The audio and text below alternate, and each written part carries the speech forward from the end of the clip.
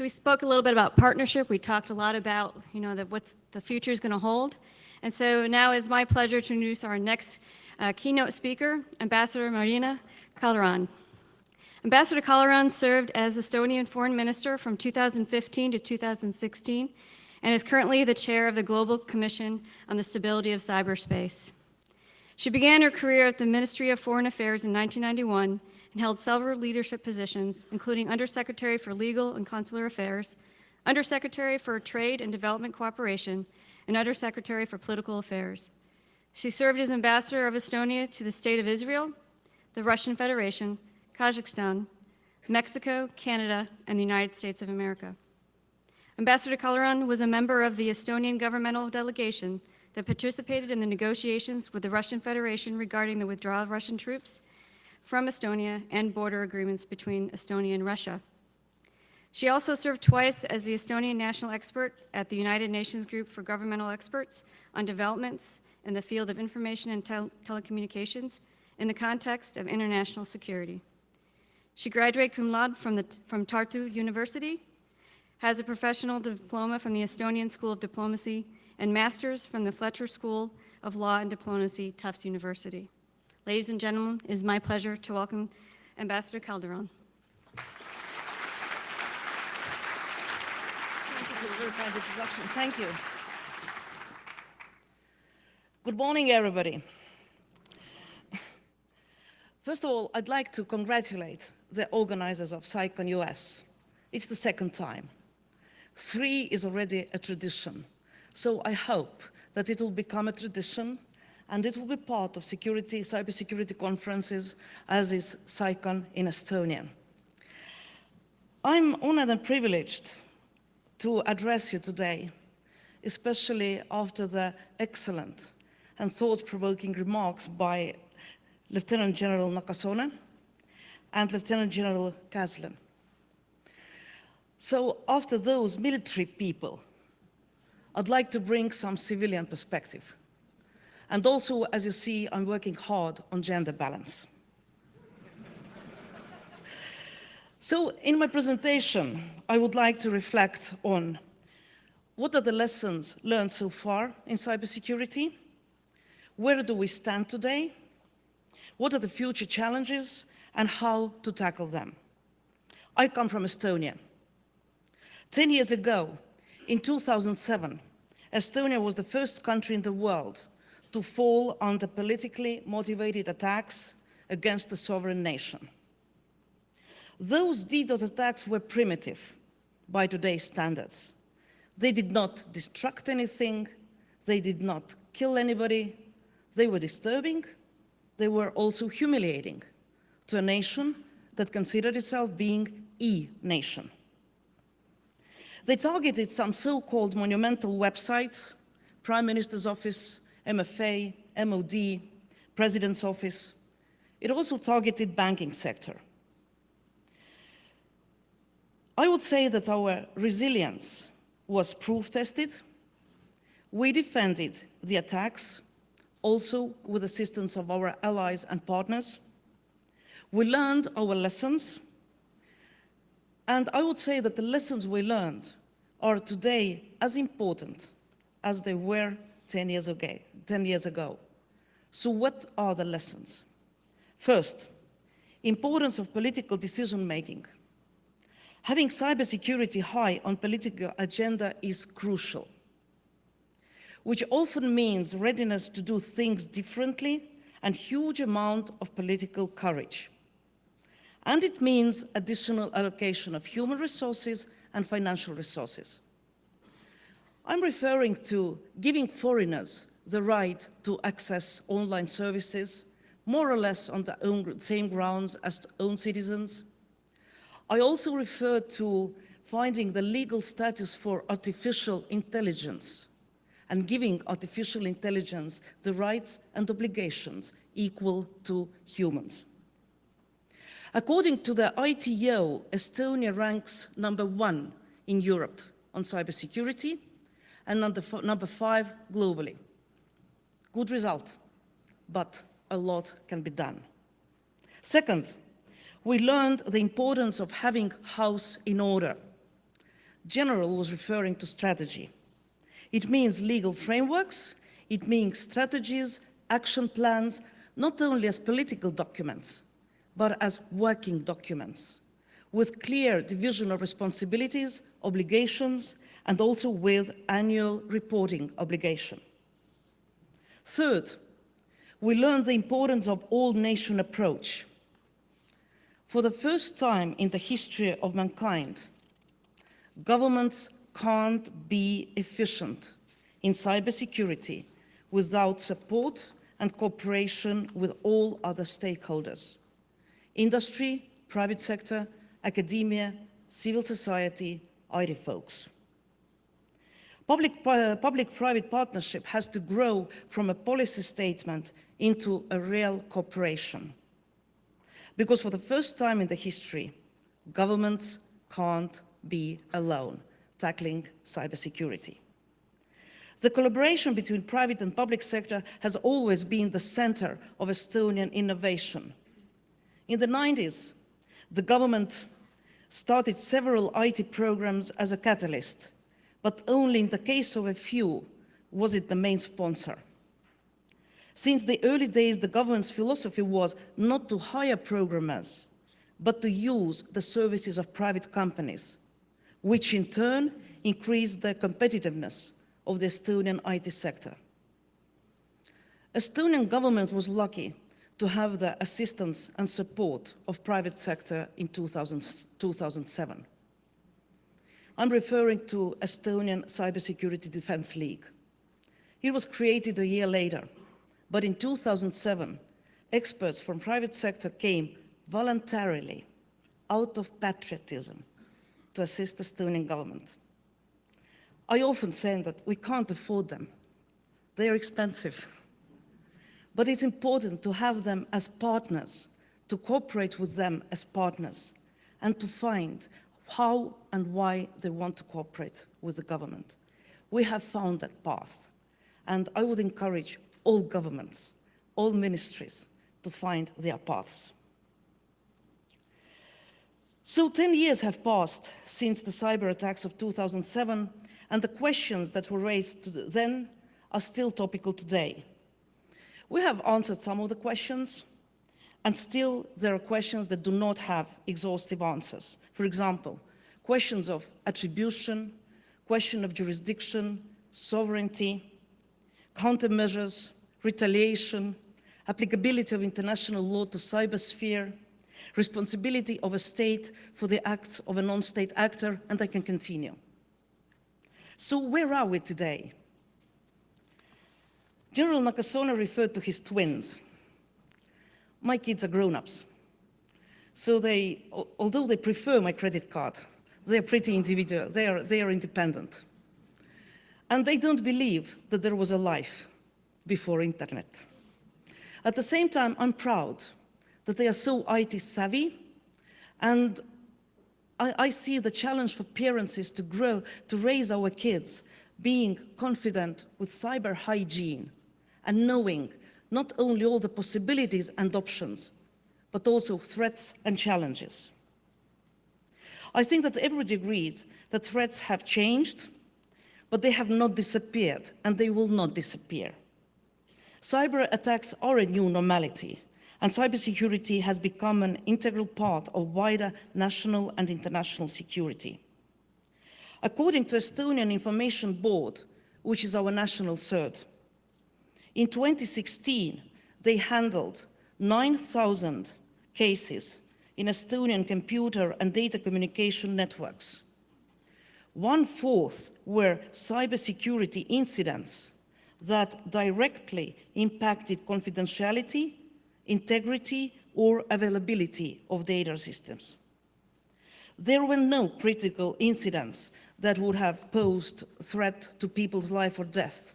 However, there were 348, almost one per day, high-priority incidents that affected functioning of a website or service considered important for the state.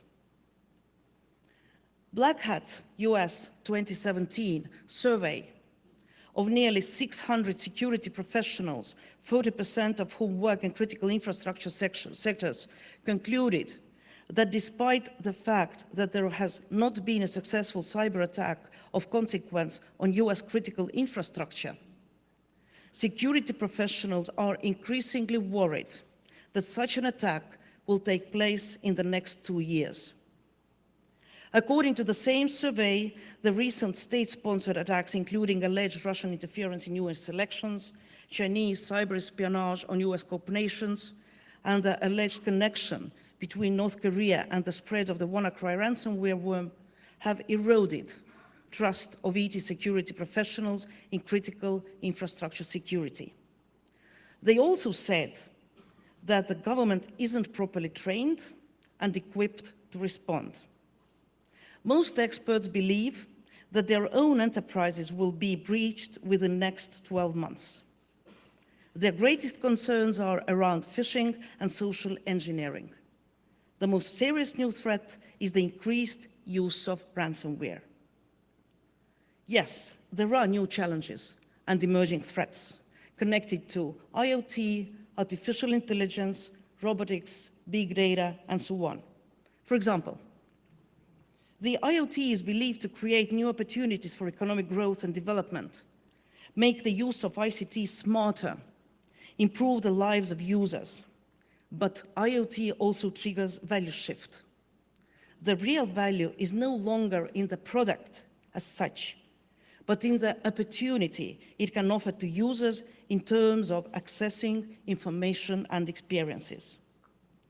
According to the European Commission study, I come from Europe, the market value of the IoT in the EU is expected to exceed 1 trillion euros in 2020. The demand for digital technologies will continue to grow as 61% of the world's population has yet to go online. IoT is forecast to expand from a mere 4.6 billion devices in 2015 to more than 16 billion in 2021, according to Ericsson.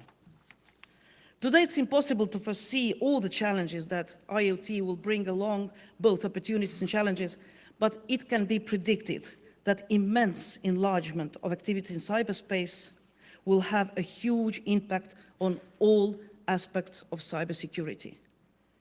I will just mention a couple of them. First, the line between the different types of threats and attacks are already blurred and will blur even more. Cyberspace is increasingly being used for political purposes and specific geostrategic interests. Cyber operations represent a new hybrid threat, a mixture of conventional and unconventional, military and non-military, that can be used in a coordinated manner. Second, there will be more actors, including criminals and terrorists. So far, we haven't seen terror attacks using ICTs, but I'm sure it's tempting, because cyber tools offer an attractive weapon, cheap, effective, high impact, difficult to predict, difficult to prevent, hard to trace and attribute. Cyber fighters are now active in addition to more conventional cyber spies. Cybercrime is a service and sold over the darknet. Third, the number of users of ICT products will grow immensely. Cyber vulnerabilities will extend from e-dependent countries and homes to all homes. From talking teddy bears to connected cars, smart houses, and so on. As our daily lives become increasingly dependent on digital technologies, we become more and more exposed. It means that there will be more users with very different awareness level and readiness to accept and respect cyber hygiene. Just to remind, almost 95% of cyber operations have occurred due to human mistakes and poor cyber hygiene. Although 9 out of 10 Europeans are changing the way they use the internet to address security concerns, Many still consider security measure to be more of a burden than an indispensable necessity, and only take the most limited action to counter the hazards. Fourth, the character of vulnerabilities will change. Individual cyber threats will become more serious. Even when users take precautions to secure their information, there are factors that are beyond their control. Privacy risks will increase, including insecure data transfer, data sharing with third parties, application vulnerabilities. IoT will also have an impact on the question of data ownership. Who owns my medical data? Me? My doctor? Can I sell it? Is there going to be a market for data? So where, when, and how should we address cybersecurity internationally? I would argue that it is almost impossible to map all organizations and all platforms that are discussing cybersecurity today. We can't stop the discussions, and we should not aim at that, even if we know that they will not be able to have considerable results. Sometimes discussions are good from the perspective of education and awareness raising. I see that there is some duplication, although I also see specialization. I'll bring some examples. Estonia, small country, 1.3 million people with limited financial and human resources. If we want to deal with cybersecurity, we have to be very focused and we have to know what to do in which organization. What are the aims and objectives of different organizations? So we see, for example, UN as a global actor which discusses the use of ICTs in the context of international peace and security, also has to play an important role in applicability of international law to cyberspace. OSCE, more of a regional character, excellent work in confidence building measures.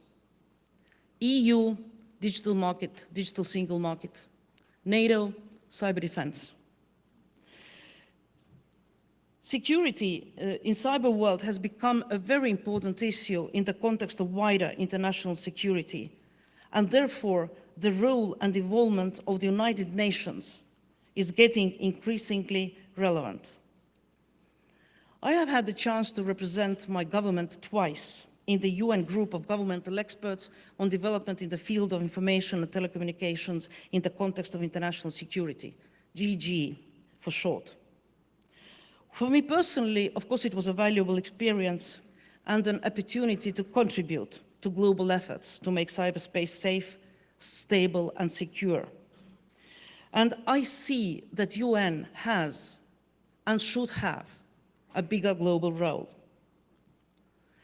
GGs have been successful. The previous GGs have been successful. And I'm really sorry that the last one, the GG of 2016-2017, failed. It failed to produce a consensus report. It failed to do the task we were mandated to do. Pursuant to General Assembly resolution, the GG was mandated by the Secretary General to continue studying with a view to promoting common understandings, existing and potential threats in the sphere of information society, possible cooperative measures to address them, how international law applies to use of ICTs, as well as norms, rules, and principles of responsible behavior of states, confidence building measures, and capacity building. That was the mandate of the group, aiming at strengthening the security of global information and telecommunications system. The group had some good discussions, and I would say that the group made progress in 4 fields, with one exception, and the exception was international law. It's unfortunate that some of the members of the GG group were not even able to repeat and reconfirm what was agreed in 2013 and 2015, that international law applies to cyber, that UN Charter in its entirety in particular applies to cyber. Also, there were 3 additional issues that raised concerns: the right to respond to internationally wrongful acts, the right to self-defense, and international humanitarian law. I'm a lawyer, and I very much agree with those who say that no international lawyer can say in 2017 that these principles do not apply to cyber activities. Why is it important to discuss applicability of international law and agree on norms of responsible state behavior? I would like to quote Michael Schmidt. No surprise. I don't know whether is he in the audience? Professor of international law, director of the Tallinn Manual Project from 2009 to 2017, godfather of the Tallinn Manual 2.0 on the international law applicable to cyber operations. Professor Schmidt argues that by acting within legal gray zones, states, he mentions a state, I'll just say states, make it difficult to other states to definitely name and shame the country as having committed an internationally wrongful act. Legal ambiguity also hobbles responses. Narrowing of gray zones enhances normative stability in cyberspace. Gray zones and unpredictability might be tempting for bad guys to try the boundaries of what is allowed and what is not, and what might be the response in the case if boundaries are lightly violated. Look at the recent history. Green men in Crimea. I saw Mike. He's in the back row. He's always watching me. Green men in Crimea, breaking into the servers of the DNC, interference into elections, hacking democracy, all those cases exploit international law principles and rules that are poorly demarcated or are subject to competing interpretations. Having said that, I would like to turn to my next point: what next? The failure of the GG is also disappointing to the international community and the experts and states who did not participate in the work of the GG, but who were following it closely and who were expecting us to succeed. After this failure, it's difficult to imagine a new GG in the near future. The ideological division within the United Nations is too deep. The fiasco of the 2016-2017 GG made it very clear that this format is not working, and it does not look like it will be, at least in the near future. At the same time, as I said before, I see a role for the United Nations, because that's the only global organization we have, and it has to talk to states, not only to IT-savvy and cybersecurity-savvy states, but to all states, including those states who today don't have a clue what cybersecurity is. We need these discussions to raise awareness, to educate all UN member states. But we have to be very clear about the mandate of that framework. We have to be clear that most probably there's not going to be a result. We have to be clear about the decision-making mechanism, consensus decisions. We have to be clear about those factors. In addition, we have been discussing, and I support, that there is a growing need for like-minded countries or liberal democracies to continue the discussion, not only for the sake of it, but to reach some concrete agreements on aspects of the applicability of international law and norms of responsible state behavior. And there are regional organizations. In Estonia, we have a saying that nature does not like an empty spot. And I don't think that any organization has to step into the place of GGE. But there are other forums and other platforms that are discussing, should discuss cybersecurity and should deliver. One of those is the Commission on Stability of Global Commission on Stability of Cyberspace, that I'm honored to chair and co-chair together with Michael Chertoff former US Secretary of Homeland Security, and Lata Reddy, former Deputy National Security Advisor of India. The Global Commission was launched in March 2013. It's a multi-stakeholder platform which is aiming and proposing norms of responsible state behavior, policies and strategies that will increase stability and security of cyberspace. I would also like to stress that cybersecurity should not be a topic for only rich white countries.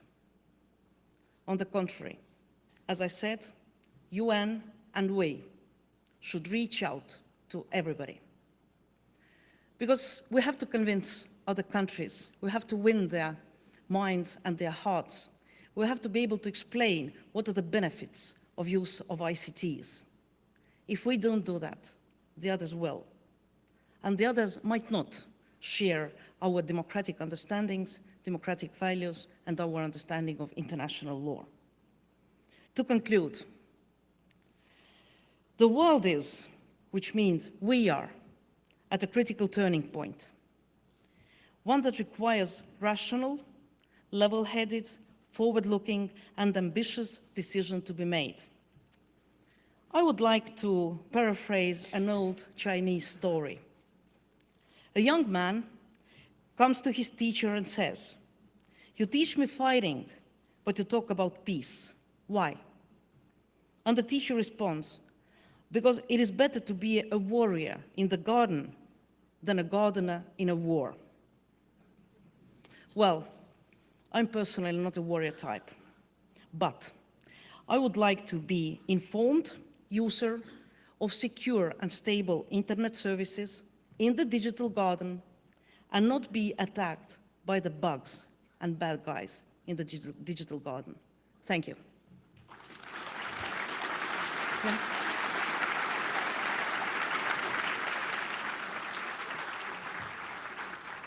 Ladies and gentlemen, we have time for about one or two more questions or so. I see one right here. One? Thank you, Ambassador Kaljurand. Very interesting and provocative discussion. One of the things that struck me is, what do you mean by legal status for AI? Well, thank you for the questions. We started discussions in Estonia on how to regulate self-driving cars. And at a certain point, we discovered that we shouldn't be so narrow. We have to discuss much more widely. So at the moment, there are discussions to add a new legal subject. Like we have physical persons, like we have corporations, we have to think what can be the legal status of artificial intelligence. We are not the first ones in the world. For example, Finnish company Tieto has already artificial intelligence in their board of directors. She's a lady. Her name is Alicia. And she has the rights, she has the signature right, she has the obligations, she has responsibility, although there is not law yet. So we are trying to write a law because that's the future. If we don't do it today, then we will be seeing much more and much more difficult questions in the future. So we're drafting the law, we're cooperating internationally. I think we hope to finish the drafting in 5, 6, 7 months and to see how it's going to work. And maybe, yes, another thing I'd like to say, governments have to think out of the box. Thinking within the box, it's last century. You have to come out of the box. For example, that's why we're supporting also the concept of digital embassies, which means that you can store your online databases in the territory of a friendly country and have access to the digital databases. We concluded an agreement with Luxembourg, and it will come into force in the coming months. So what I want to stress is that stop thinking within the box. You'll be late. Governments have to go out of the box. Governments, military, civil society, academia, private sector, everybody, to be successful.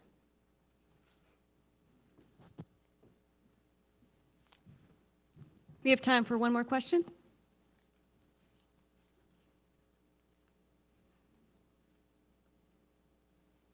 We have one on the left over here in the center. Hello, Ambassador. Thank you for a brilliant and intellectual talk. That was really good. One of the parts that struck me as interesting was your idea to close some of the gray areas in policy and law. And I think there's a flip side to gray areas, that's often where innovation happens as well. I remember years ago when we had a policy that said email is not official. You must have a formal message before you can take action. There was a lot of innovation and a lot of backroom work going on in email, and eventually that overtook that policy. Listening to General Nakasone talk about the speed of change, I'm worried that policies that close up gray areas will lag behind the change. So how can we make these laws and policies dynamic enough to stay up with the change of things? Thanks.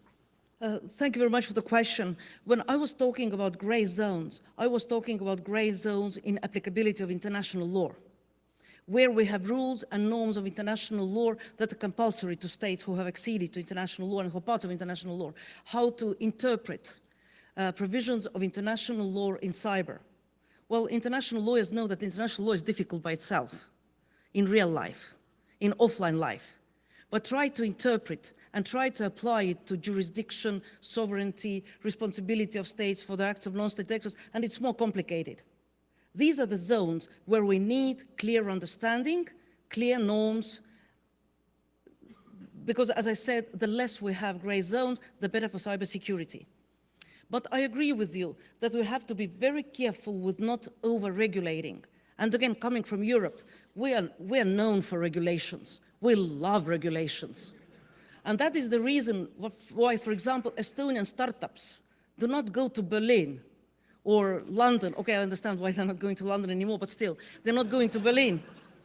They come to Silicon Valley because Europe has over-regulated at some point.